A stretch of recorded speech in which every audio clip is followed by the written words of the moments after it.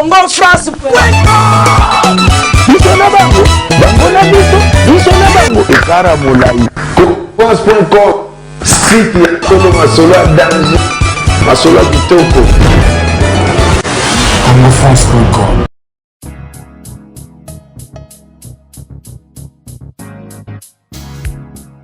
Nous sommes Campus de la Santé, qui est une ONG de droits congolais qui travaille dans le domaine de la santé. Et il a à son sein trois programmes principaux. Il y a la couverture santé, il y a la formation continue et il y a aussi l'économie autour de la santé. Et à ce qui concerne la couverture santé, nous avons pensé à mettre sur pied des sites de soins de santé au niveau de la communauté. Là, c'est pour faire la couverture santé. Et là, nous demandons à notre population de venir s'inscrire à ces programmes pour avoir accès à des soins de santé de qualité. La formation continue. Et à ce qui concerne ce projet, nous avons la formation de médicaux et de paramédicaux. Là, ce sont des personnels que nous allons former, donc des personnels qui vont travailler dans notre programme.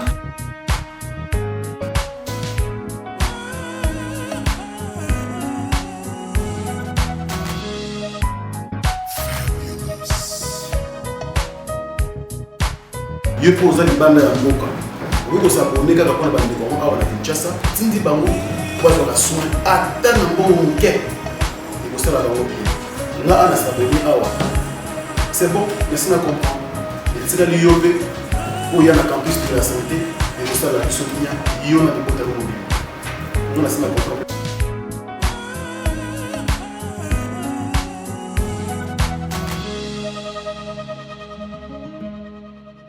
Fidèle internaute de Congo France, merci.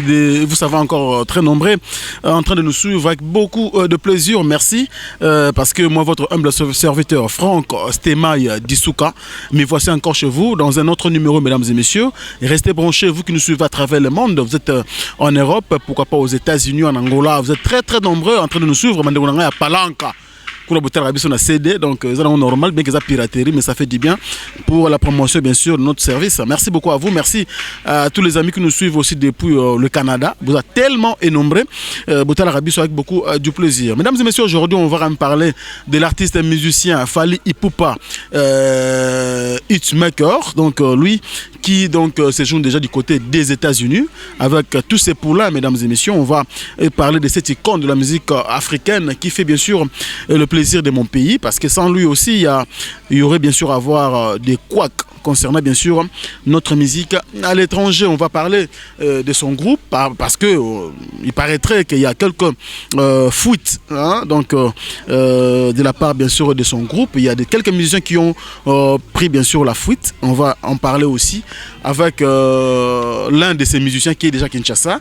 Lui il est venu quand même officiellement bien sûr parce qu'il a connu un petit problème familial. Il est venu bien sûr pour cela et aussi pour assurer bien sûr le fonctionnement du groupe ici à Kinshasa. Il s'agit donc de Deya Gino Liaki, donc qui est déjà à mes côtés. On va bien sûr parler aussi de sa chanson donc qu'il a signé bien sûr dans l'album Libre Parcours. Voilà, je m'en vais déjà dire bonjour à Deya Gino. Bonjour Franck, bonjour auditeurs, auditrices, surtout il y a Congo France. Internaute sinon. Oui, internaute sinon, donc bonjour de la part de Gino Liaki. Moi je suis de la famille, on m'appelle Serge Liaki. Donc je suis guitariste au sein du groupe et directeur artistique du groupe de Fally. Et puis Deya pour les intimes. Ouais, Deya pour le groupe et aussi Gino pour les intimes. Donc Deya on est comme le roi combo dans la comprenant pété bon en fait. Batumsu ba forcer non mais nga et comme combo. Comment mais là quand même c'est significatif, directeur artistique. Ouais, directeur artistique. Bon, tant super changeant comme Gino pour poster non prénom nga la poster non nga Alunga, tant tout le monde gagna pe Gino Alunga. à sens peut-être. Voilà, tu es tranquillement parce que tu as l'habitude à travers le monde. Outil Europe, du jour au lendemain, tu es en ligne toujours. On a bande de belé, on a en position là, on a les Caleka, on a Belgique, on a France, et ça l'a bien. Mais ces jours, les déjà parce que on a Italie, un festival, Bolongo Italie, et puis Europe. Après Europe, il fallait qu'on s'aille Canada et Rataki, c'est quoi le groupe présent aux États-Unis. Et les Kindeni, ces jours sont bref. Bon, en bref, nous sommes allés pour Expo Milan. Donc, tout le monde qui vole, c'était le 28 juin.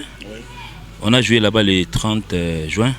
On a compte il y a indépendance. Donc, la communauté n'a vraiment tellement besoin de musique. Donc, ils ont dû choisir un des icônes de la musique congolaise, qui Fally Ipupa. Donc, à travers Fally Ipupa, Moni, Gino Babimi, Zagalo, Télé. Pichen Kalombo, Ndolomo, donc surtout tous les on a déjà pour accompagner, disons. Alors, parce que déjà après after festival, il y a Milan, il a fallu bober au Canada, mais après tu as soulevé Rataki parce que vous avez nos libre pour commenter tranquillement. Ils ont contrat bien un producteur, tu as dit que concert on est raté. Donc nous sommes en fait pour un but, pour un concert. Oui, effectivement nous avons joué en Italie. Pour Expo bon en fait dans ce mingi ba bien monté et le mot s'organisera 15 ans après. On ça va payer belé donc génération obetana bon on a habité sur vieux marai so moi nazara peut-être oui Hollanda et moi vieux moi na vieux marai bien ba masanae pour ba génération na en tout cas to bosana. Peut-être so tali na baage na so to na ngo so plus 15 ans nzolele donc oya noté donc Expo Milan donc ndé ana aux générations Hollanda peut-être wana ndé to ko mona peut-être ba bébé Chanda et autres donc to kenai po nango tant to beti après wana ndé zalara patron na biso ntima mbote mona na monate vraiment it's make abi en tout cas les uns les autres vacances et bandits au moni na musique Batming bae baraté. Vacances et Zalaka, un mois détente. On a vraiment tellement fonctionné. Et puis tout un album Nabiso, il y a quoi assurer promotion nango. Une bonne fois naé pour Batming bae non deni promotion za bien té bani il fallait négliger album. Non, fallait. On va en arriver. Bon, donc ça dit article biso libre parcours. Abi ceux qui veulent aller en Belgique. Nzela yangwana, abi nzela yangwana katelu mukena yo. Mouké tozonga parce que Mouké on doit vérifier fallait 4 lions Mouké. Oh linga kende on ngatika na Italie ponga longa na Italie mutasuka. Je pense que na longa na Italie ngai Pichen Kalombo Mijo qui encore le Kurukuru to longa batasuka. Donc les uns batumsusu bakenda kenda nga avanga la tikala ino na Milan. Pour Mouké pour rapport à concert, il y a festival ou encore il va non aux vacances, passer vacances. Bon, Franck, Bisso Orchestre Nabiso, c'est un groupe d'accompagnement. Donc, soko ka tobeti concert, ndé botobeta concert bon nangna ça peut bato ba famille na ba maso ba ngata msumbongo mingi. So ka na beti vendredi, kanga samedi. Pas kolio. Donc en descendant de l'escalier, il y a podium. Okutana mutumo bo financier za wana zo pakolo direct olungwe. Donc c'est un groupe d'accompagnement biso ezaka mbamon. Avant tout le séjour, on a appris. Oh wana siko ezalaki wa libre parcours wana elaki mayemo mutapesa biso bala, apesi biso. Na poche na ye. Oh na biso to pakwa magi les premiers. Le 1er juillet tout ça est déjà na biso. To pemi na biso buka na biso na ba Milan to bukani to tala to ketala ba solde ainsi de suite. Il faut en parler pas solde elaki. Oui, to kita là ba priya ba plan ba nini ba quartier ba nini to kita to kota to tala. Après on a discuté entre le patron, c'est ça qui est déjà à Paris parce que normalement ils avaient to robeta na ouverture, na les 30, na va fermeture non vers octobre septembre comme ça pour la fermeture. Vous allez appeler sous. Pour nana ni mata yo moko fama. Après yango génération mususu. Biso kaka. OK, tu avances. Bon. Ouais, après on a fait biso en toi. O Gino ngo ke la bienvenue ngana Fanny Bongende. Bakatelo mukena yo obendani. O nani Zagalo ngo ke Gindie, bakatelo mukena yo. OK, donc yo mo na destination na nyo soto lingi donc Moi, j'ai commencé par Suisse, côté France. Tu as imposé 100 € dans compte à Fali. À part Epakolami. C'est 100 €, Licolo. Tu as une poche, Nessiko. Tu vois, maman, tu as été mon cadre qui est déplacé de Milan ou comme à Paris. Ouais, lobby pamba. Pesa inga mukena ngai. Pesa inga Epakolami gande ya la kaka. Donc c'est un salaire à mutu. Pour ngana retourne jamais. Là sur ça en Congo France ba pio des pumba. Après combien mon a lingolo baté. Oh ba question za ngai réponse ndé ayo. Donc ngai ba pesa inga mu. Epakolos, roi de Pakolos a pesi. Yé roi de Pakolos a pakolinga il fallait pour pas pakolinga yanga. Tina poche na signé. Oya kuna ya zande ngona. Ozui au signé. Signataire. Mais le gars na ba orchestre nyonso. Bon na ebité Epakolami ndé kombwana e bandia. Donc na ebité kuna soeza komboni. Mais Epakolos aonde. Donc beti otoki. Tanga okiti ona mamo. Wa! Signa mutu. Manager a manager on a français mais camerounais. Il na bora mama linga la kudate. Mais si tu peux signer ici, na signer na bendianga. Na pante, na parler na bukani. Merci parce que tu as parlé des Camerounais. On va dire aussi bonjour à toute la communauté, autre qui est la communauté congolaise qui nous suivent aussi parce qu'ils déclarent de temps à autre que nos Franck, de fois tu fais très bien tes émissions, mais en lingala on ne comprend presque rien. Moi je pense que nous sommes obligés parce que nous sommes obligés de parler, de tourner ces émissions, nos émissions en lingala. Oui. Au moins émission comme en français, beaucoup ne vont pas venir. Merci. Donc, Moni Boyati. En fait, le peuple qui parle français, donc, veuillez nous excuser parce que parmi nos collègues, ceux qui passent ici, donc mes précédents, si on parle français ici, je ne pense même pas qu'ils prendront la peine de parler français. Je les reconnais. Précédent, c'est pas à toi de les dire, moi je pense que je suis en train de... Non, bon, je félicite par exemple mon confrère, directeur artistique. Kibens. Jules Kibens. En tout cas, vraiment, je t'apprécie beaucoup. En tout cas, je suis dans tes traces. Voilà. Hein, monsieur le professeur, je suis vraiment dans tes traces. Parce que si au directeur artistique, émission en français, merci, on va y revenir. On va y revenir le temps de préciser bien sûr aux communautés, hein, donc d'autres communautés que la communauté congolaise. Là, je parle de la communauté ivoirienne, camerounaise, nigériane. Vous tous qui suivez nos émissions, en tout cas, comprenez, nous tournons nos émissions bien sûr. Nous sommes bilingues bien sûr, nous parlons et lingala et la langue française mesdames et messieurs. Voilà, si vous ne comprenez pas ce que nous disons bien sûr en lingala, cherchez un Congolais de la RDC qui est donc à vos côtés. Il va bien sûr vous expliquer de quoi il s'agit. Parce qu'ici, nous recevons bien sûr le directeur artistique de l'artiste et musicien Fally Ipupa, connu bien sûr en Afrique et aussi ailleurs. Donc nous parlons de cet artiste et musicien Fally Ipupa et bien sûr ses musiciens, pourquoi pas le tout dernier album qui vient de mettre sur le marché de disques, donc intitulé Libre et Parcours. En tout cas, veuillez nous excuser, mais restez toujours là, suivez-nous, ça fait toujours du bien, je crois. Il y aura bien sûr quelques mots que vous allez bien sûr comprendre concernant ce que nous sommes en train de dire dans cette émission. Voilà, nous sommes en train de dire merci aussi à notre boss, M. Josué Didi Dipumba, donc qui est dans ce côté de Lyon. Il nous suit avec beaucoup de plaisir. Pourquoi pas les managers Boukson et Boukassa Ampero Junior qui est déjà ici avec nous. Junior Boukassa. Ouais, bon, en fait, bon, mais en tout cas, c'est un excellent garçon. Donc, Junior Boukassa, bien que 622, mais bon, 622 est bien. 622. Et 622 fuite. Donc merci donc à celui qu'on appelle mon ami donc ML, hein, ML Moulenda, empreinte digitale. Donc on est ensemble Yoyebi, hein, donc Yoyebi Ozara frère, Otikala frère, parce que sans toi on ne peut rien. Donc merci beaucoup à toi de nous suivre et nous continuons comme ça. On va faire parler aussi notre chanteur interprète qui est à nos côtés, Autopsie. Libre Parcours. Avant tout bande le BAP, c'est normal photo le BAP nini échantillon.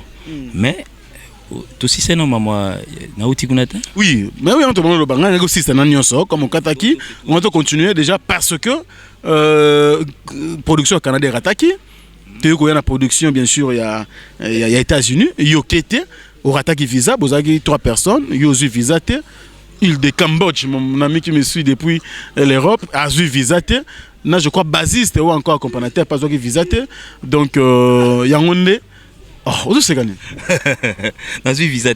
Vous avez visa, mon la pimelio parce que ça rappelle bon. Donc, ça veut dire, en fait, bon, ils sont libres, hein, n'a eu visa. En tout cas, vraiment, mon séjour en Europe est si lagué. Ouais, séjour en Europe, c'est pour ça que je suis ici.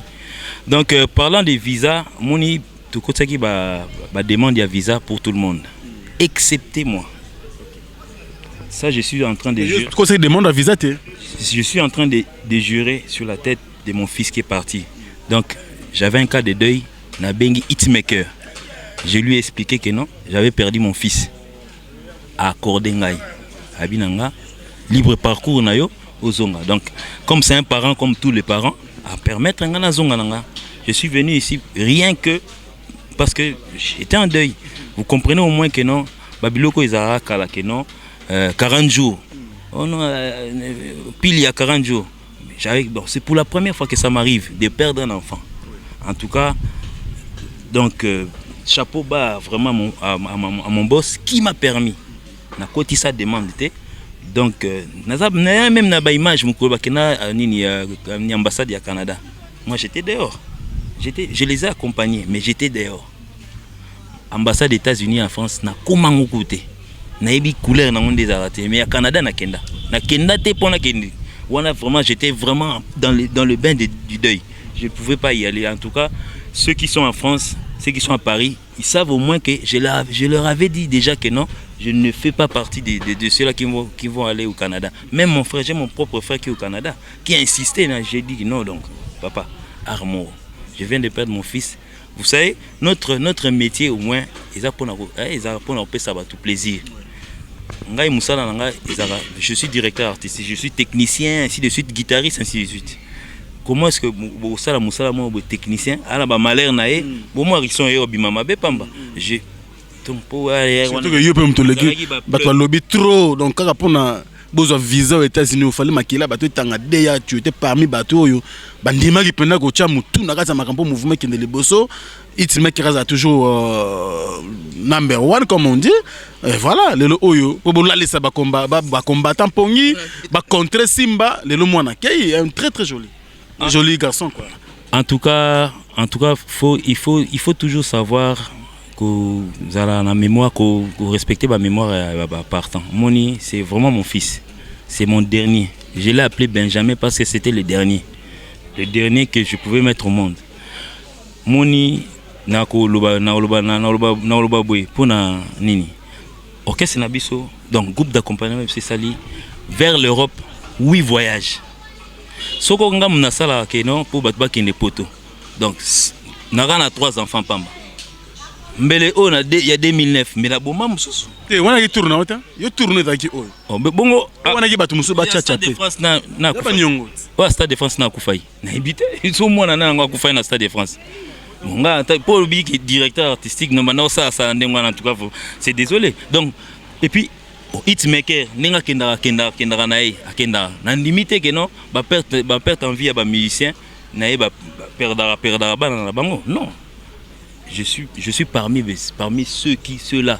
Na limité na morgue jour na iga que non Benjamin Lia qui Jason Benjamin takufa quitté. Il y en avait tant parmi. Et puis na cimetière etonde araté bande ko ba musicien et bien bande ko ba nani bande ko ba maçon ba ali bande ko ba président ba ali premier ministre pas Koufela on na John Masanga yo otalanga na Gindi a Koufela pe hein comme c'est le ba rumeur ba matro ba rumuraki on est quand bokei quelque temps après les avoirs peut-être soko salinde ngwana lekisi mwana les avoirs ngozanini nazwini na bakisi pema na bakisi âge nanga cet enfant n'avait que 4 mois na bakisi 4 mois na bomoy nanga vraiment.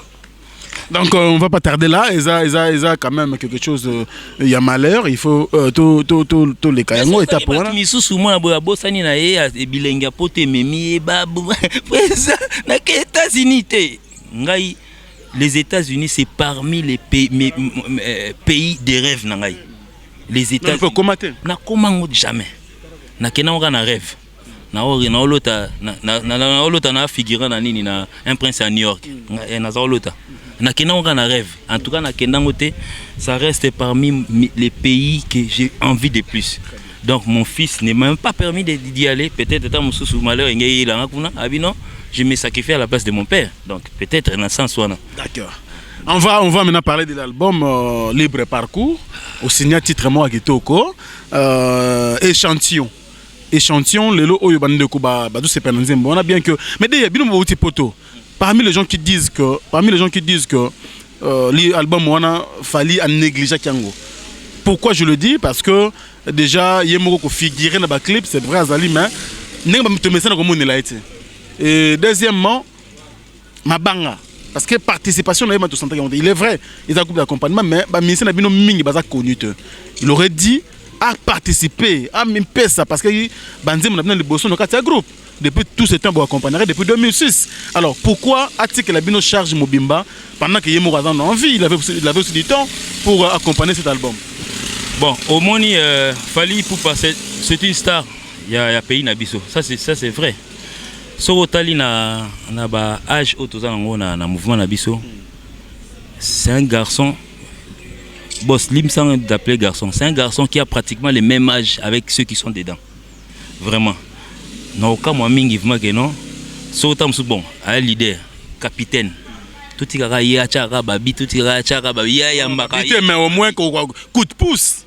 Ah, personne m'a dit moi on va foutre mon minerva le ngazo até parce que déjà pour banga na par exemple Emile Papi Chako non tout ça là bien non on yebisi bino que libre parcours. Je suis chroniqueur de musique quand même na ça analyste qui chroniqueur de musique un analyste averti non on yebisi OK non on za na température na mesure na éviter sur thermomètre et ça bino que libre parcours simbité déjà libre parcours yango même na Italie libre parcours qui na bat na États-Unis Fali déjà libre parcours de ça les fallait mais libre non victime F wana comme wana pour F musumtso obima wo F action et puis obima velo pense que F victime ko so beta ka na nini kuna na festival na Italie bata mayemba ngo beta maïti oui bata mayemba quand même ne ba yemba banzima fali bwenge wani na ba échantillon échantillon bon échantillon bon en fait on va parler d'échantillon mais bon, laisse-moi parler des libres parcours. C'est-à-dire que au bout de l'analyse je suis chroniqueur de musique un analyste averti j'ai l'album Le Parcours awa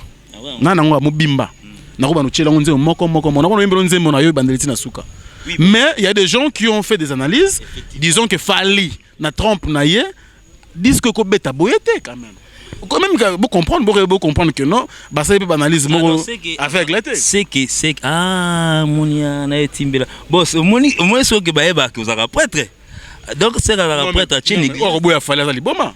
Bon, on a micro au cas de yo tolérant. Na tolérate. Oh, tolérate. Non mais na tolérate. C'est bon que après na bango.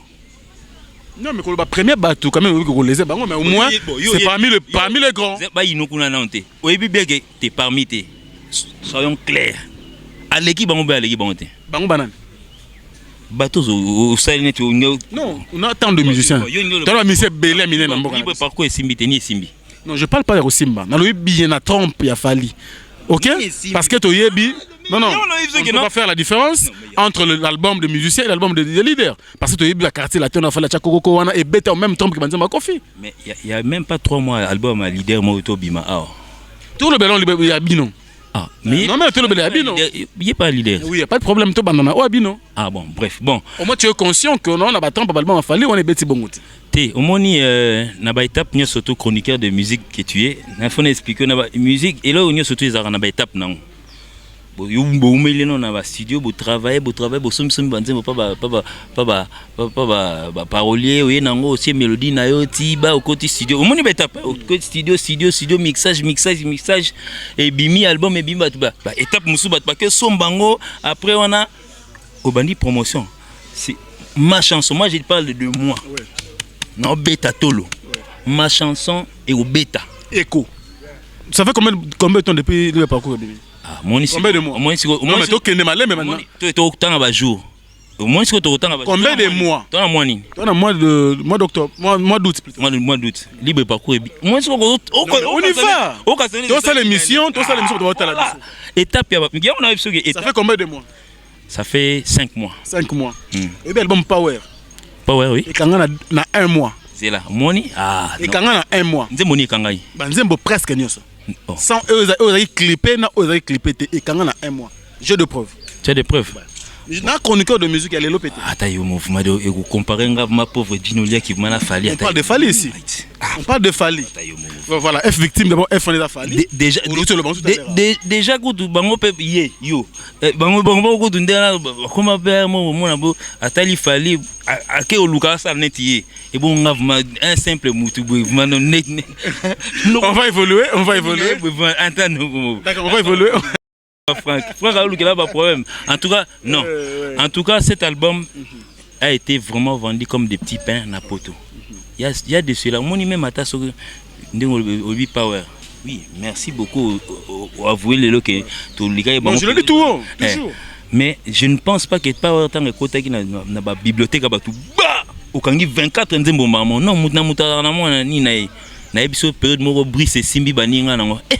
Bon mabango benini. Brise boma analyse na yo te e banda ko ya étape par étape brise simbi baninga non ndoki azalo le kana TV mais brise nga betaille brise ba beti ndoki ay kanga clé ala lisai e bon tango nini ya ko ya nini nourrisson mama nanga e bon ezaka étape par étape na minute on désana bon tant musuzu nzembo ya télé leki ngai mais à télé je te dis que za calme na olio calming te. Entre Bino et Boka, Bino très bien et ça les biso bien. On va évoluer. Tu as oublié que Baxter est Serre. Serre, bonjour. Bonjour. Danseuse? Ouais, danseuse Nicaragua. Nicaragua? Ouais. Il a fait un clip? Nyon Sonazali. Ba clip tout, banda droit chemin ti. Droit chemin pas ça? Oui, banda droit chemin ti libre parcours, nyon so tout aux allées. Ah, Nicaragua na ebisi. Non mais tu vois bah n'engue to so na yo n'engue pe manuka calme hein ko pesi bana poto mbote na bana ngola ba otala avec beaucoup de plaisir. D'ailleurs Dino, on va un peu souffler to comme moi extrait. D'abord maintenant to que non na moi to zo na moi power dim avant to ko un échantillon. Oui. Et ça biso bien. C'est là non. Tout le basico tout de suite que non to souffrir ba banzem na biso te. Nzema c'est simbat. Te mais to que malin. Yip sanga tato imba nzemba ta zagalo. Ya boss en tout cas vraiment boss limbi sanga banzem. C'est justement, je viens de parler de notre bébé ivoirien awa, notre bébé camerounais bata l'arabiso. Donc, tu vas nous passer un moment et l'engba que c'est du Fali pour pas ici qu'on parle. Non mais justement un extrait et puis tu viens oui ngana kin a na ebana te. Mais na des fois on a mis na Côte d'Ivoire na katam sona ina. Et batming ba kansaneti Jomo a précédent Ange moi précédent avant Zambaya. Non mais ça c'est t'inquiète pas, je gère bien les. Je gère bien les. Na lekina ba leader musulman don na amake no tam susu. Yesu la dit Nicaragua et non de. Zana ba ya yembi. Na ya kana miko boss na chaka bwe. So ba munga na le kana na chaka miko boss kabwe. Na bana pa 6 na bien en tout cas côté wana donc justement c'est pour ça mais on va na moni aponi guitare. Aponi guitare c'est bon non? Nzemboni. En tout cas, on a nourrisson dans nous. Bonjour. Ouais, bonjour frère. C'est même là qui nous a dit non bon, vite fait pour ça là. On a appelé à trop le bas. Tu as le bas même pas tout là. On a embarqué trop. Il faut répéter l'image à mon salle. Je peux pas trop parler. J'aurais même pas à parler, je crois. Donc voilà, je signale que nous avons un échantillon. Nous avons un libre parcours, mais toi que nous avons nourrisson et aussi c'est juste un extrait, question de dire à tout le monde qui nous suit donc à travers le monde que tout le bla fallait pour pas. C'est quoi alors? Nakobala yo amede nalingaka yo amede masaki amede iso maquillage na yo eza sexy amedo dévoiler sensualité incendier va penser à circulation na macadam son de circulation au bouleversé écosystème et un sentiment ngambula materia époque coloniale na sala yo piège ya bakusa naturel biloko mosala ekomi kobima libanda nana pesi permission nana pesi permission amedi Merci beaucoup, merci beaucoup donc parce que déjà nous sommes talonnés bien sûr par le temps, donc je crois que ça fait plaisir, l'extrait a fait plaisir bien sûr à Keno Mukena les garçons et Tindikiti roi à Londres et on a Keno Mukena. Merci beaucoup à toi, merci également donc à celui qu'on appelle Noël Okito Black des Dom mon pote. Contrôler qu'à Londres, ils ont reçu la biso bien, pourquoi pas Loris la congolaise Malolo. On est ensemble à Château Rouge, ils ont reçu la biso bien, on a kin awa, tout le monde qui fait oui ça là qui biso bien. Pourquoi pas mon ami Dadi Katalai. Merci beaucoup donc bientôt à Kinshasa d'ailleurs comprendre que Dadi Katalai Azali. Master Frank Stemai, merci également à Patrick Bompongo, le jeune millionnaire. François, on est comprendre. Bompongo donc Patrick Moubenga na Bourges. Donc ça veut dire assurer sécurité na Patrick Moubenga na Bourges na Patrick Bonioko. 2 mètres mo ba obima mikolo na kota Panama na. Voilà, merci le temps pour moi de continuer bien sûr le temps de faire un clin d'œil spécial aussi à Fiston Bowell, le père New Look international, donc ça biso bien. Merci également à Tertio Mukumi, l'international. Merci aussi à JR Decaton. Merci beaucoup. Donc Fernando Finda Abraham, Muninga président africain tout. Il y a Tamblona Diamant, Kota Koti Or, Kota Koti Maboye. Fernando Finda nous ça biso bien. DJ Lorenzo na Nantes. Voilà, merci beaucoup. Mon DJ Lorenzo na Nantes, on a croyé que Fatou Miracle, la patronne. Il y a des comédiens de Nyon Fatou Miracle, na peso mbote na pesi pe Ursil Péchanga mbote. Fatou Miracle patronne. Il y a des comédiens de Nyon quoi. Fatou Miracle patronne.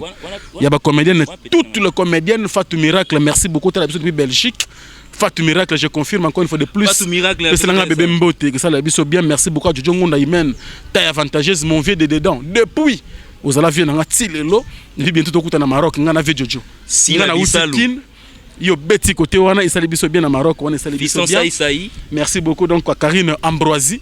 Yo zalo kwa Yesu côté Nzambe isala biso bien na boso ni pete Evans Tekenge na kati ya Maroc na zaroya na ndenge idéologie kaka to ke na ondengo wana Zola de la Cruz Royale mokonza bazombo tout na kati ya Suisse yo yebi et puis Dominique Mikobi. Ce qu'on a vendu Irsil Péchanga. Dominique Mikobi, petit frère propre à Irsil Péchanga, à Black Line. Merci beaucoup à toi. Pourquoi pas Alain Dinamo Boulou.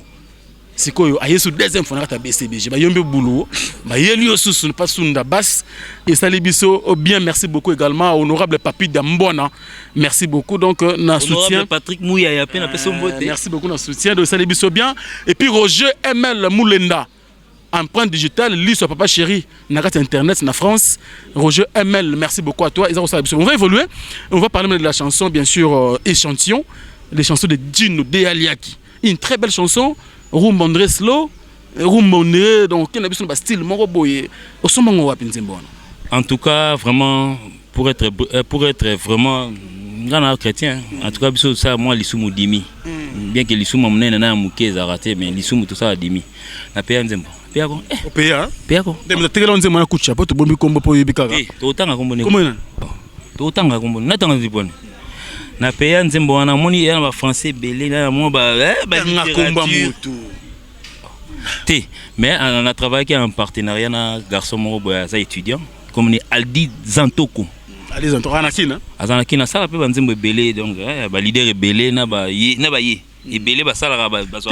To mambo ye wana tanga no bandango yo mutu banuki. Tanga ga ye te nga tangi na nga ye.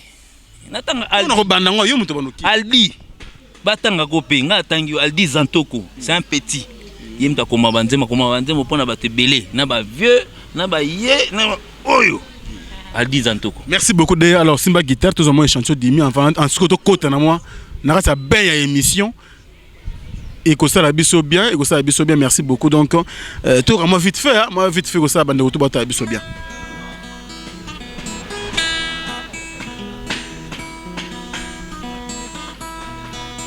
Mon pote Ansel Zolo. Cordonnier, qui pas bien chaussure ya clione. Ata kutu yeye moko eta este.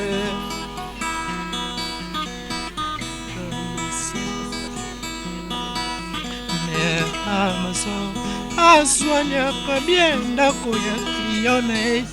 Ata kutu yeye moko etangaka mai. Abi Jaco Papi Chako, mais motema nanga na actualité nango e préféra Papi Chako. Number one. Moto akoki te ko changer motema to poso palembi. Réputation mabe. Mais na préféré identité papi nanga. Ata balobi ozali mulerenge. Misolanga komi na sesite. Kasi yebi nango kolula yo. Papi remplacé, ba malheur na ba bonheur. Chaco remplacé, vinaigre na champagne. Papi remplacé, mandala na ba fleur rose. Pesiko bombaki ngai eba. Détenteur peut pas komona mama lili obwaki pilo vers libanda banti verba luki pe baloko tiango ramasser n'est pas voler eloko obwaki na fulu moninga lokoti na ye sans problème oyo bengaki bisanza moninga tie na sani ameki goûter na ye délicieux malgré ba faute na yo nalingi yo na boutique ya motema na yo tianonga echantion la yo ngayo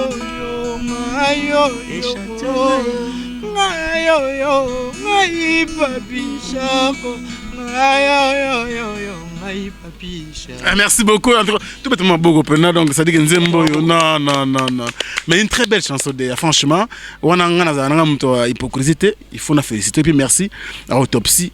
Oyembi net non yemba te pour la première fois yemba na Nzembo mbayemo Autopsie. Moni Nzembo na bana calculer jomo mtayemba.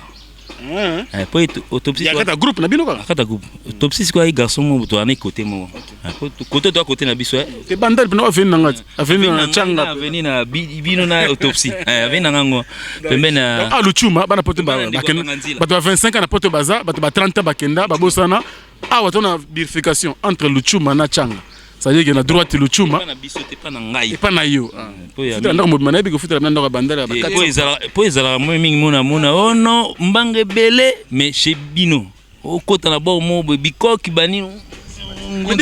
Tant que la question est liée à la biso na France wana des scouts la biso asala mo boîte mo bien au moins restaurant makito ko battre photo kende wana les Thalys donc on a bandal pena poto la bandal on a bandala et ça les biso bien à Paris donc il ça biso bien on venu mo venda ça 70 donc on a pas de Thalys chez Deska il y a autre biso na France mais ça les biso lo makito quoi d'être bête tout na soir tous les mois moi le bokeh quoi monisco tant on va no bengendo mo parce que no bengendo mo soit éteint na benga benga pour que mon carte tout pour na pas travail na épée té moni asana moi ma omoro bona kati moni nzembo so travail ngo olo taper moni directeur artistique ba role belé ko ka c'était o ba benga directeur artistique pour na ya koloba loba to na TV non biso tout wana mbango moni oko eloba trop mais gars za mukede ya ba détat c'est muso na tangi masana ba toke na no si ça parle toke atangi kana loba na tangi neti nedi professeur Kibens est-ce qu'il a vraiment beaucoup envie de parler pour dire qu'il est derrière non loba trop il est là défendre pas mon orchestre mais ma bête non ça doit défendre orchestre Zioka moni problème nango ya nini il faut beaucoup réfléchir pour ce qu'on doit faire demain au lieu de pouvoir venir dire des bêtises qui ne valent rien alors que toi-même tu n'es rien. Tu dis des bêtises qui ne valent rien, you me repèse le côté. Est-ce que vraiment c'est nécessaire? Vraiment, frère. Tant mon sous lobby, on nous serons peut-être appelés demain que le Congo soit normal, organisé. On s'est dit donc, bah derrière surtout boya a. Yo pour net bah combien de derrière? Biso nyonso. Au pour bango tout. Nga dernier na minute na ko mo net na Gilles Kibens président bah derrière bexi bah derrière tout boya. Eh bah monsieur boya. Non, c'est pas ngala lobi derrière. Bon, tu que par boka c'est non ça na derrière. Malembe. Boka c'est tout na derrière na bango. Otangi Jules Kibens, ngana otangi lo tam sou derrière ya maison mère zaka Makaba les solistes. Non, ngana na sona chroniqueur de musique. Makaba les solistes. Na tangeli yo pe ba ça tellement ebelé. Et pas Ferrego là, Freddy Marcaouz, l'accompagnateur. Bon, ce que beaucoup autant 5 D à Moroboye, il y a ba orchestre. Ou pour na D mingi c'est combien de dans salon yo. Net c'est battu mon entraîneur Moroboye. Au point de terrain, toi ba tout ba ça me ça va bien. Tout. Net sur 4 minutes. créé par directeur artistique Freddy Makaouz. Mais on a pas Misa Fali. Na le musicien congolais, c'est tout directeur artistique. Le temps il y aura plus. 4 minutes à faire rigolo qui on donne. Bon Franck, na pesi Gindi Mbote, na pesi Sunan Mbote susu, na pesi bano tout bana États-Unis, na pesi bon ba salam à toi. Réponds à la question. Oh, réponse 4 minutes voilà. Oh, ngala sena pesi 4 minutes, 4 secondes na loba. Non, 4 minutes il y a Seben. 4 minutes bon. Na loba pendant 4 minutes. 4 minutes à Seben, oui, on ndenge nini. Oh, faire rigolo là, tiens. Il y a on a trace urbaine, on a trace africaine na poto. T'es na trace urbaine, là peut-être que bon en fait bref. Pour ne pas créer des théâtres inutiles, ça ne valait rien. En tout cas, ils ont bien fait leur travail. Bravo. C'est bien fait. Il y en a qui ont eu mon côté, des clips, des fêtes, des boîtes. On a la hypocrite. Quand le travail est bien fait, au moment où Abisso, ça fait mal deux fois. Et pas battu ça à mintima. Ça est facile. C'est bien. Oui, au finga. Pour battre au cas. Vérité de comme au finga. Il y a certaines vérités aussi. Comme toute vérité n'est pas bonne à dire. Vérité blessée, bien. Vérité ni baloba déjà droit chez mes Simbate. Yom Tobie Simba. Arsenal de belles mélodies Simbate. Nani pas au Simbate. Ce n'est que quand il est cas. Tant que c'est l'équipe déjà et Simba. Simba qu'on les libre parcours. Si quand on a présent pour bon dimaté. Oui mais libre parcours tant que les caca oui. C'est parmi ces gens là que Simba. Chaque album il y a surtout au Salara na début nango, il y a toujours eu des porte-paroles qui viennent dire qu'est Simbité. On n'a pas besoin de leurs paroles. En tout cas qui fassent un effort pour parler de l'orchestre par exemple. Mon gars na vandia, na ko loba mama fikare bien te ko lega yemoko. Est-ce que ma fona ben vient na fikare? Na fona vanda ma ave fikare, Alvarito Lekio. Est-ce que c'est normal?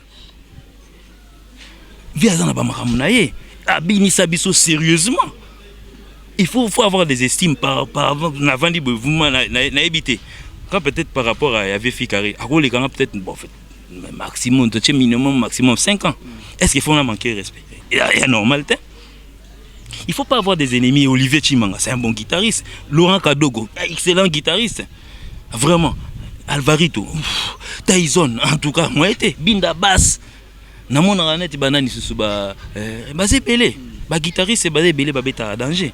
Vraiment. Flamme Kapaya. Ouais, Flamme Kapaya, c'est mon jeune frère, je le connais bien. Et puis, en tout cas, moi, je l'ai vu grandir. Mais ça vous a fait quoi? Vraiment, en passant sa polémique, la polémique peut-être dans l'émission, mais ça fait quoi tant que mon leader, quoi, exemple, n'a pas si Nathan Combo fait rigolo là, alors il y a peut-être un moment qui a fallu. Bien notamment, on va dans le fallu pour pas. Ça vous fait quoi? Est-ce que, aux internautes, est-ce que tu peux vérifier sur Internet? Sur Internet, image les enfants des stars. Oui. Il y a une voix qui chante pratiquement les chansons. Voix na yemo rezana yimbanze bomo afali. Non, voix ferré. Non, kosile makamute, faire cher de poule, leader. Tu as menti. Bateau union surtout par ça Internet. Allez-y sur Internet. Je crois bien que ça titre les enfants des stars. Les enfants des stars. Et les enfants bien la famille des stars, Pablo Mwandengwana. Voix moko yeba na sewana et ça voix à faire cher de poule. C'est un bon chanteur. Mais dire à la télé qu'il a na occasion nini te batinda ki peut-être bon tout ça titre mo boyaba les enfants des stars oui mais star ba belé maman atali star monene na enviria na Fali abanda na nzemba Fali frère il faut se dire des vérités. Moi je suis pas en train de pouvoir les taquiner pour atinda milou na ya attaquer ngai, mais c'est une vérité. On va appeler milou monter au yakaka parce que faut bien quand même collègue nanga des artistiques. Oh, toi tu parles de quelqu'un, moi je parle de milou. Il y a plusieurs. Est-ce que vous en avez fait milou te ba milou ne ba rebeller. Moi question na tanga ba ba rebeller. Moi il y a les gens qui viennent insulter les gens, ba rebeller. Moi milou andeni ko tna lupanga bato alandio. Donc mboazo ganga trop mais soit comme na balabala akoti mukila na kati donc ça veut dire bon donc ngai na kana estime ya bato ebele. Je peux facilement te dire na autour ba mama fikare a vu na ngai c'est un bon guitariste. On a peine qui ça qui ne passe alors je peux dire comme ça. Non, mais en tout cas ngai na hypocrite na la TV. J'ai suivi son émission. C'est pas moi qui bandika mamobo buna ebinze mafalité natala ki bandeli na eti ebi manzima bato ebele tina kati na e banini tanga tel ninga on wana na mikili et kuna biso to vivre na ba www na biso ebele Na tchatchi joue les enfants des stars. Oh, voilà. Bon, c'était une. Vérifier, bah, faut que ressemblance peut causer là. Aux internautes, qui musique à té. N'habitez sous un double vénin. Comment la vie des stars, les enfants, bien la vie. Au moins, ils ont des photos, il y a Papa Chéri, Bana de la Forêt, Hermo, Bana Fali, Bana Ferré, Bana Lacoste, Nani Miracle, Pesala et Bana Miracle, Fatou Miracle, la patronne. La patronne, eh ben il y a nani pe nani il y a Luzolo il y a un super Zali na monaki siko même tout na ans voix ni nyango ezoyemba na serre bacha musique té c'est quelqu'un qui tenait un micro azoyemba ba photo ezo défilé c'est la voix de monsieur Ferré de monsieur Hervé yimta zoyemba siko monsieur Hervé tu t'es contredit toi-même c'est pas bon. Vraiment, Batouna place la vanda qui va rier trop. C'est un bon chanteur, reste bon chanteur. La haine n'a pas de place dans ta musique Nabiso. Aujourd'hui, nous sommes en train de vouloir pouvoir pousser notre musique à aller de l'avant. Tant yozo lingo benda fali na polo na epo atikala. Polo pezo katanat. Au moins yo katana kwei nango ya avancer tout le polele. C'est ça qu'il est en train de faire. Il est en train de faire avancer notre musique. Si on parle de la musique congolaise aujourd'hui, en dehors de Kinshasa, parce que qui n'est là, non? Si on habite au Québec, édition totale, tant sur le CD libre parcours, il y a Kin, Baché na Kin awa 500, Baché na Luanda 500, Baché na Poto 500. Au moins, attends, awa na Kinshasa. Bon, Bakino na fini minute, moi awa na Kinshasa. C'est où mais là? C'est la réalité. Moi na 85 ans, t'étais Kami. Moi na Luanda 500 mon esili. C'est une réalité. Au moins. Les Quinois ont pouvoir tendance de beaucoup parler. La quinoiserie, vraiment, ça ne pousse pas notre musique. Ça ne pousse pas notre musique. Ouais. En tout cas, monsieur Hervé, Zala nous calme. Tu veux être comme Fali. Oh, Batuming Banga, comme va revenir de Fali. Moi, je me suis quand il y a un rival.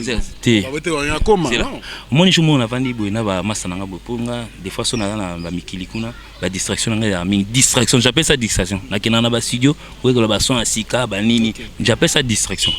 Nakina bouloté. Ngana osalate na vandi nanga.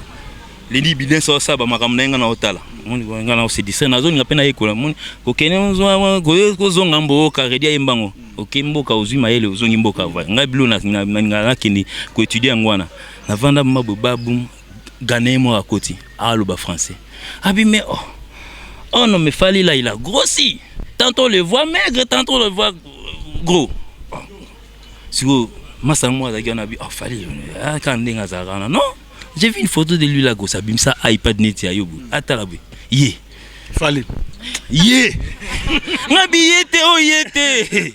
Si vous, momoni, tant que vous copiez mon tout, à l'ingérien, au moins que toi tu te fais reculer. Merci déjà, on va évoluer. Natala na iPad à moi. Natala na pas iPad à gagner. Yé. Mais azo benge Fali. Ce que tout le monde tantôt il a méqué. Yé Moussous. Qui ça? Yé Moussous wana Moussous. Héritier? Au moins ma belle ngozandeni. Au moins musique à la yaki distinction à la musique. Moni Choc Star n'était pas égal à vivre à la musique. Mon musique n'est pas autant. Quand il s'en a été ben yamabo, il pas eu ta forme. Alors là, tu as bien demandé mon papa wemba. Différence est là qui. Aujourd'hui notre musique il est borné car ce qu'il fallait à bimina du papa moi au temps à la gomme yamoulaï. Yo au fin on en. Au fin on entend les papa. Parce que dans le colloque le balandara balali. Pendant que les mandé fourique rosa banan depuis. Et comme on a suivi. Bon, Rick Ross Sango a bandi ka vivre lelo. Rick Ross a banda kalat. Tu aurais dû peut-être suivre ma mandé par Rick Ross Sango attendre ba 2002. Pendant 2002 landa ki moté. Frère Atayo Moko. Tobo ite fashion eza ozala. Rick Ross azalaka na ye wana ka Rick Ross azalaka wana avanda na ka wana Rick Ross anga na ibe banda kala. Frère, on peut ko sa mandé funu landi Rick Ross. Finalement bolingi jonga komandeni. Angi asa ma différence. Ba Fali et attend na Fali ba ba kata ya mandefu oye akena ba asalma lati asali no jalati kola bo finyango na bo fingi yango apola tiango finalement ozazoba ou bien ozamaeli frère entre biso la musique ne doit pas marcher comme ça et on a eu tout Choc Star ezalaka vive ezalaka zaiko ezalaka natika le monde vie josa na mbata ya et bah moucha chino anate sera ba viva sera moucha chino kolanda kisu na mona nan na mona vie josa en trois vie josa na ebité ala tarabilamba na ndena nani Lita Bembo. Azalaka Lita Bembo à la période wana. Na tika la mona musique à Lita Bembo et kokaina tout cas c'est kokaina za côté. Aujourd'hui pratiquement oui, dites il y a un numéro 1. Quand il est numéro 1, vous voulez pratiquement être dans les traces des numéros 1. Faut à la 2, faut à la 2, faut 3, faut à 4. Et essayez un peu de créer la différence pour que notre musique aille de l'avant. Merci bien. Donc, vous êtes en train de... Oui, c'est bon bien de suivre. Mais, Bodo Baxilande fallait bas point. Pour gagner, on a... Si on a eu ça qui était belati, on a gagné. D'accord. On va évoluer. Merci beaucoup. En tout cas, nous sommes, on a consommé vraiment beaucoup de minutes par rapport à cette émission. Nous sommes en train de chuter déjà. Merci beaucoup. On va faire parler aussi Autopsie. Autopsie, en tout cas, c'est bon. Vraiment, ça pas monde mais on a la plus. En tout cas, s'il vous plaît. Pour Autopsie, mon ibana mingi. Il y a cette erreur aussi. Moi, je suis guitariste. En tout cas, moi, je suis réfléchir moi trop. En tout cas, banama il y a poto. Autopsie, échantillon, pourquoi? Parce qu'il n'aime pas les petits écrans. Moi, j'ai dit ça vrai. Non, mais c'est bon, t'inquiète pas, question Autopsie, trop télé aussi opportunité, interpréter toute une chanson, bien. Alors, pourquoi pas être visible aussi à la télé? Au moins, on a rappé, la robe, et ça le fait bien. Bon, réticence médiatique, voilà, et ça, l'on force, on est quand même politisé. Bon, bien sûr que vieux à la peau de vieux, ça peut devenir. Non, comme ça, devant la caméra, pas gangela, ça faut ça la boue, il faut ça la boue. Mais je crois que c'est le moment que oui, pour la nage active encore plus la télévision. Surtout pour la promotion, surtout pour la promotion. Donc, on répéter encore, réticence médiatique, on est quand même politisé. Il doit quand même y a une diplomatie. Mais non, ça, on est via lobby sur le monde. D'accord, le vendeur reste quelques bateaux sur la pote. Non, tellement bateau belé, moi sur la pote. Sur la commande déjà officielle. Masanga tout, masanga peut se nomboter. Boleki tellement est belé. Ça tellement belé, peut se nomboter. Merci Autopsie. Merci Autopsie. Ouais.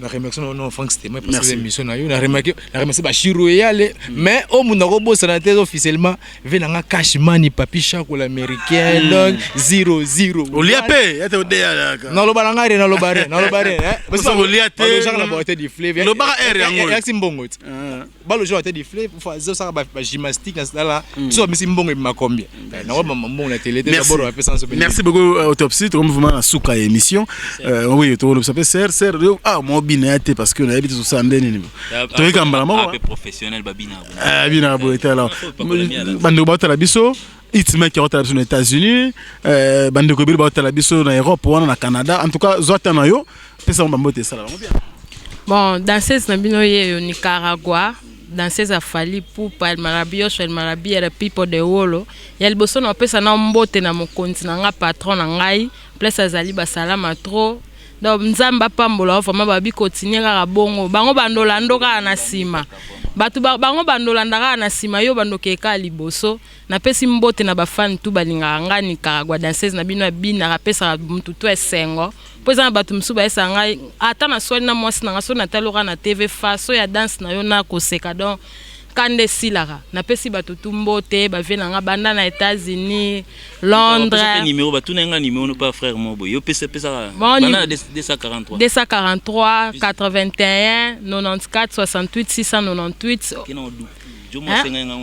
na pesi numéro na nga Nicaragua danseuse na bino yeyo plus 243 81 94 68 698 na pesi mbote na bafani na nga nyonso balinganga na toza na bino toujours des cœurs danseuse na bino yeyo future chanteuse na bino ya Congo quoi donc bo soutenir mokonzi na biso bo bakele ba fleur ebele taka makambo zo sala ye mutafungoli makambo poto Italie yango wana to beti États-Unis to beti partout donc mingi olobezate quoi tozara ya nzambe merci beaucoup. Merci Nicaragua en tout cas tozara ya nzambe ça bisode en tout cas nous sommes en train de chuter déjà c'est la fin de l'émission nangoto la caméra wana un dernier message na ba fanatique tout ya Hitmaker na ba tout balinga rabino c'est pas zo gros plat ko buka na te donc vous êtes vraiment tellement bien pesa ba moté ça bisode bien. En tout cas, non, merci bien. L'honneur.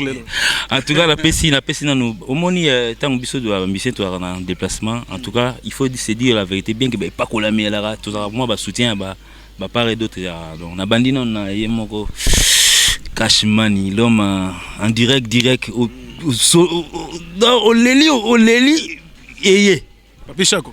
bien sûr. Ah bon? Oh, il y a un frère, pas Alpha Chako, Papi Chako. Donc on a habité Papi Chako. Soit possible libre parcours mususu yo kaka. Ah chouette. Papi Chako na habité ce qui déazolo ba solo nga na habité. Matuni kaka. Bon, mukolo kanganzi le goya au comprendre. Cash Money. Tenga mfuna sentir na Papi Chako pour ndima. Nga na Frank Stemai. Ah donc non ça on tout de suite. On benga tout de suite. Pour ya kuna direct malheureusement Hero Balali Balali. Hero. Bon. Non petit Papi Chako mbote en tout cas Papi Chako merci beaucoup pour notre soutien na yo. Rien que pour échantillon. Non mi teti au sarnaté mais il y a nenga bien. Nenga bi par là tête Chako donc milou rien. Ngala no mutu normal. Que Luanda pays na mbongo zo kanga bino yo bunda charge donc un contre tous. Kokango mde salo bien ko. Luanda ça veut dire oh zéro non toujours on a un peu simba Luanda c'est nga oh baboina ya Luanda OK idée wana ngana lobi mais na bana ba massa na Luanda Thierry Konko na pesi Mbote na pesi Patrick Balthazar Mbota na Luanda donc na habité tam susu bango balinga te maman Monica mère zonga sko na Panama na zonga na Panama siko place na uti ngai vraiment en tout cas na Paris on a pesi maman Nzuzi. Bon, on a absolument neti ba bloc bania kuna yinda mabe kuna dans soko ye Frank au mona mutu nao o ratete ata mutaki oti kikwiti bino na ke pa maman Nzuzi mon panzi pe ya nganda zet mais nga mingi koto donc maman Nzuzi na peso ba salama trop na bi ke olande mission bat ba olande mission ba bi sa maman Nzuzi ke na pese mbota to po wana place to se retrouver o yega o boyka kudai o mona mutu nao ozanga to mona mutu nao mo wana na pesi Gindi. C'est un frère à moi qui vraiment m'a vraiment beaucoup soutenu. La dernière instant difficile, on a auto passé nango donc ma malheur est belé. Fanny Bongende. Sur santé le lobe moi misuni ya moi 10 000 na kenen à 34 kg na zongi na 94 donc 94. Fanny Bongende na pesi Jean Loutula massa na mbote na pesi bienvenue yanga na pesi ba salama trop na pesi JR Decaton salam. Masqué, appel masqué. Ouais, garçon, on a évité madame. Eric Ndombasi. Donc, peut-être un bêtise moi bon, pour le groupe Moumoué Soutana Fali na Paris na pesi binombote pour en détail, vous avez vraiment ensemble mais na pesi en détail on est ensemble donc Fiston Manissa na pesi Guilain pour la personne salam petit nangai donc na pesi na famille pour mobimba donc en tout cas j'ai vraiment beaucoup aimé donc na sali voyage moi va bien na sali 40 jours qu'on a donc na zone en bonne santé na retrouver famille nanga normal rien que pour Fali donc malgré que clé d'ailleurs na côté Schengen mais en tout cas je suis na tamboli Schengen on Frank na koti moni mbanga ba milu mususu nogo Yoko na bungamelo après élection on dit oya té oya té poni bo kangi clé na kangi clé biro bo uti ba ninga ba okende wapi vacances aux États-Unis na ba musicien vacances nga ou ba vacances yo ti vacances tuti vacances nga ou ti vacances était du 30 juin du 1er juillet ti babeta quand aux États-Unis les 8 soni na tout les na katone ya vacances mutu moko leader mon côté à repère on aurait dû rentrer aux visa États-Unis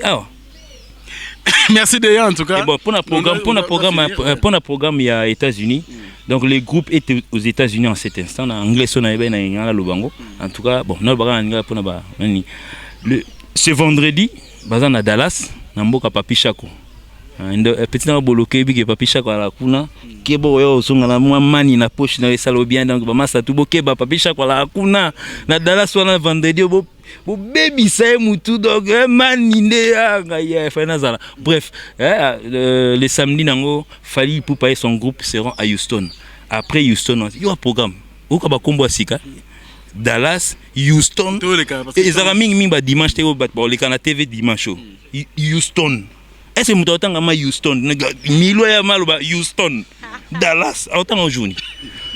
Tobé dans la Dallas c'est samedi et c'est vendredi. Na Houston. c'est samedi. Après, on a donc, ça veut dire le groupe, bah, ça dit moi 5 jours à repos. Après, on va continuer, moi 2, on a ébilanté, mais on a un programme, internet, après, on a les 10. Les 10, tout ça, les 10, tout ça, à Kinshasa, surtout à Paris, à partout, il y a Houston, comme si quelque type, Miluna, le Bangote, le Houston, pour programmer au Bimakunate. Il y a Houston, ce qui va dans sa boutique, enfin, Libre Parcours sera en production, ça sera les 10. Le 10 septembre. Le 10 septembre, avant la base antique, donc pour permettre Bisopeto Suma Big Nabakaye ou Ekandoule. Bisoto Bata Tolte, Monenga la Château Rouge. Yo, Monenga Château Rouge. Yo, dans Tambo la net na film. Yo, ça fait. Bref. Ça fait. Non, on a Nyopio. Ça fait 5 ans. Yo, Kenda Kunate. Ça veut dire, au moins, lunettes comme dans lunettes quartier. Pour les avoir. On a bien, hein, quartier. Pour les avoir. Naba unité nanga, il faut qu'il ne soit pas médecin. Azuyo oponi ninayo. Numéro nayo. Oponi na nous monture nayo. Bazio ba glace. Vous comprenez? Il faut dépenser l'argent. Et puis quand ba pakolami biso te atol au président obela baninga te obela te so obela biso ya nini. So beli aucun hôpital. Bake so ba traitement kuna. Et ate ko zela na benga mutu apakolo te apeso la te. Biso ya makeno to na dispensaire mo bazio ba bendi mo système ba tellement il y a aspirine, ba pesa aspirine au bikina. Donc oyo garçon benga on yopi c'est du quartier. Et camarades ba cointé ba village no moni anate. Donc c'est depuis lors que on en a parlé que non pas bijouté na bino.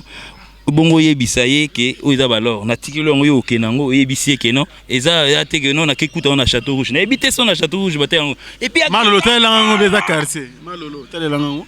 Donc, et puis, jeune homme, ça veut dire Château Rouge n'est pas modifié, on va éviter. D'autant que les lotés, donc ça veut dire, bref, donc, on n'a pas de réponse pour les Milou, pour les Tchakou, ainsi de suite. Nous, on avance donc. Les 10 on a tout ça en production à VIP, Libre Parcours. Là, évidemment, on a Vanzimba Falipe et Rosala. Et puis après, on a le 11 Nango, peut-être en production. Après, directement le 15. Il y aura un combo, combo. Le 15, lequel? Toké Suko, Guinée équatoriale. On va combiner et bima rarement na TV. Et à quand on bête en Bansangungu, en tout cas, merci. Toké Luanda. C'est l'essentiel. Bana Luanda, en tout cas, coup de chapeau, vous avez danger, mais en tout cas, botika sobo kangika fungol boyebike boya soute mukolo. Bako kufa. Ba Houston et Obimapte mino na bango Houston. Frère, baxé le mot à Sika. So mutaye prochainement tourner boké Houston quand. Merci. Merci d'ailleurs de répondre à mon invitation. Merci également à Nicaragua. Merci à l'artiste-chanteur.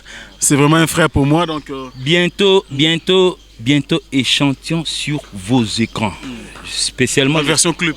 Version clip. Donc, on a spécialement pour Nangota, on a Anakin. Je suis normalement venu me recueillir devant les tombes de mon fils, la salle déjà. Après, je vais continuer avec mon programme de la musique. Donc, moi, je vais un programme à répétition à la web. Merci.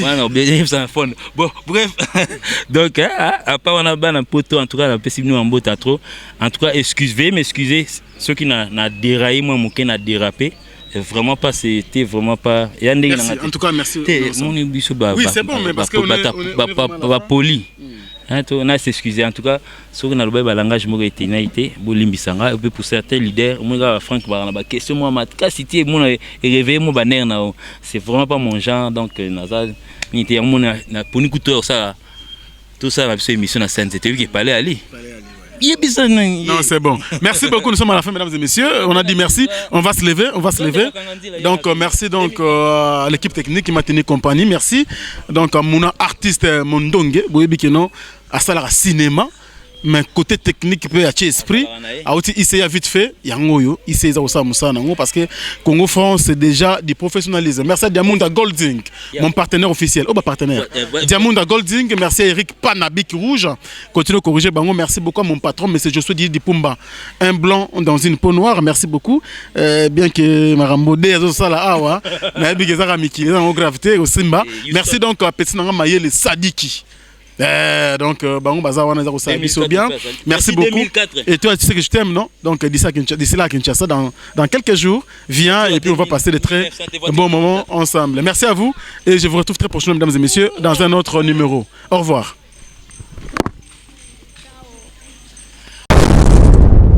Congo France